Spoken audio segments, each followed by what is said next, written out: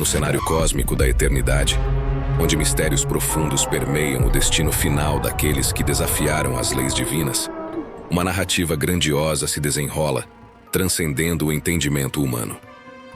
Não se trata apenas de um lago de fogo que aguarda os incrédulos, mas de um destino tão sombrio que as trevas mais profundas não podem antecipar. Neste reino além dos limites do tempo, não apenas os covardes e abomináveis enfrentarão sua sentença, mas todos aqueles que escolheram desviar-se da verdade. Apocalipse capítulo 21, versículo 8.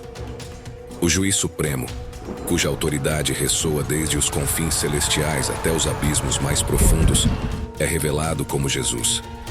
Não é o Pai quem julga, mas o Filho do Homem, o portador da vida eterna. O livro da vida, onde cada alma tem seu nome inscrito, surge como o registro crucial no grande julgamento.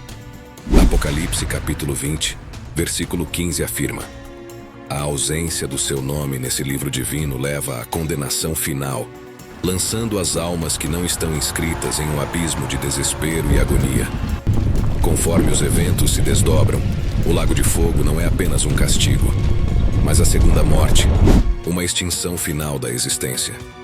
Onde o pecado não mais encontra abrigo, as marcas da transgressão são erradicadas e a criação é renovada. Este não é um destino desejado por nenhum ser humano, mas sim uma escolha que ressoa através dos confins do tempo. Refletindo sobre essas verdades eternas, surge a voz da advertência divina, clamando aos corações ainda não redimidos. A oportunidade para aceitar a salvação oferecida por Jesus é agora, não para ser adiada. Serão julgados diante do grande trono branco. João capítulo 5, versículos 22 a 27. Porque o Pai não julga a ninguém, mas deu todo o julgamento ao Filho, para que todos honrem o Filho assim como honram o Pai. Enquanto a Escritura se desenrola, no coração desta narrativa épica que transcende as eras, C.S. Lewis emerge como uma testemunha notável, cujo testemunho lança luz sobre a profundidade da doutrina que se desenrola. Como um estudioso comprometido, Lewis observa que, se lhe fosse concedido o poder, removeria voluntariamente do cristianismo a doutrina sobre o inferno. No entanto, ele ressalta que tal doutrina encontra pleno respaldo nas Escrituras, especialmente nas palavras do próprio Senhor. Lewis, mesmo desejando livrar o cristianismo de uma doutrina tão austera, reconhece sua validade fundamentada nas verdades inegáveis das palavras de Jesus. É uma afirmação corajosa e honesta de alguém que, ao encarar as complexidades teológicas, não hesita em enfrentar as verdades inconvenientes que emanam da Escritura. O escritor, conhecido por sua capacidade única de transmitir verdades profundas de maneira acessível, reconhece a razão de ser dessa doutrina. Ele compreende que, assim como há uma segunda vida mais elevada, há também uma segunda e mais profunda morte. Lewis contempla a dualidade inerente a esta doutrina, reconhecendo que, assim como após a segunda vida não há mais morte, após a segunda morte não há mais vida. Este testemunho de C.S. Lewis ecoa através dos tempos, destacando não apenas sua erudição teológica, mas também sua disposição em confrontar as complexidades do cristianismo. É um lembrete poderoso de que, mesmo os pensadores mais aguçados e questionadores, podem encontrar respostas e convicções sólidas nas verdades contidas nas Escrituras. Lewis, um gigante intelectual, ilumina as profundezas da doutrina do inferno, enfrentando-a com coragem e integridade, um testemunho que ressoa no coração de todos os que buscam compreender as complexidades da fé. Jesus, o inigualável, delineia as nuances do inferno, descrevendo-o como trevas exteriores, onde o choro e a tristeza ecoam incessantemente. A separação entre ovelhas e cabras torna-se inevitável, e a vida eterna aguarda aqueles que demonstraram fé por meio de suas ações. O juízo é intransigente, a condenação é eterna, e a graça é reservada para os justos. À medida que a narrativa se desenrola, a perspectiva do inferno é transformada. Não é meramente uma condenação, mas uma ausência terrível da comunhão divina, uma perda irreparável da excelência eterna.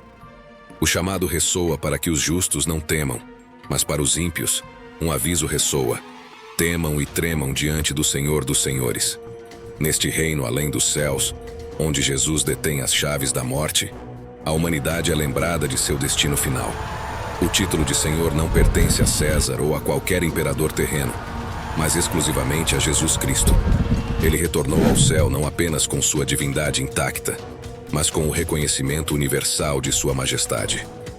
A lição deixada é clara: busquem a orientação de Deus antes que a chave da morte se torne inalcançável. Pois, conforme a Escritura profetiza, todos se curvarão diante do nome de Jesus nos céus, na terra e debaixo da terra. O Senhor que está à direita de Deus, sujeitando anjos, autoridades e potências, permanece como a esperança suprema para os fiéis e a advertência solene para os incrédulos. Jesus, de maneira impecável, discernia entre o inferno e o reino de Deus. O inferno representa a antítese da comunhão sublime e eterna com Deus. Seria um terrível equívoco não nos aproximarmos de Deus em comunhão, considerando que Jesus enfrentou tudo para nos conduzir a Ele. O que seríamos de nós sem Deus?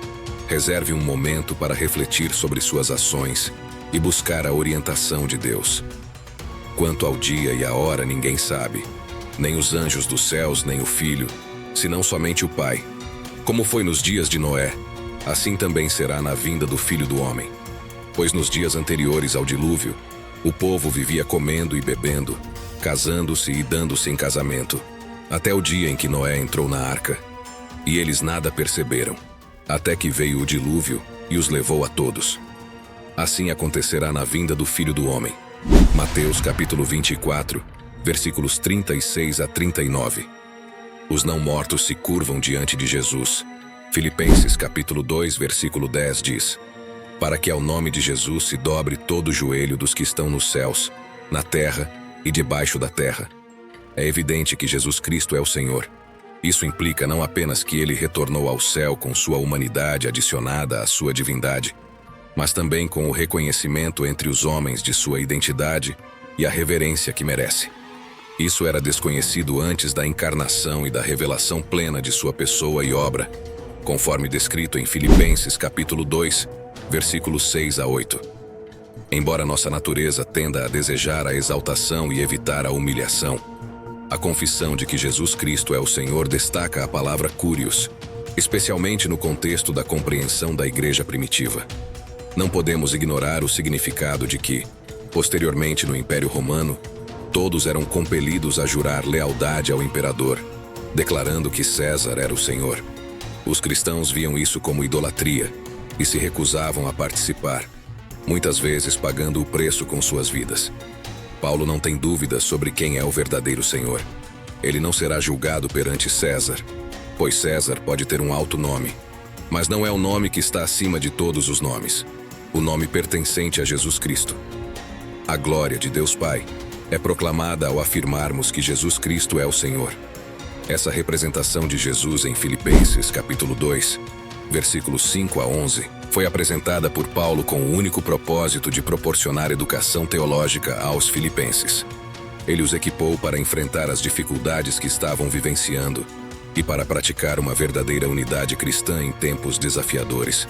1 Pedro, capítulo 3, versículo 22, o qual está à destra de Deus, tendo subido ao céu, havendo-se-lhe sujeitado os anjos, as autoridades e as potências.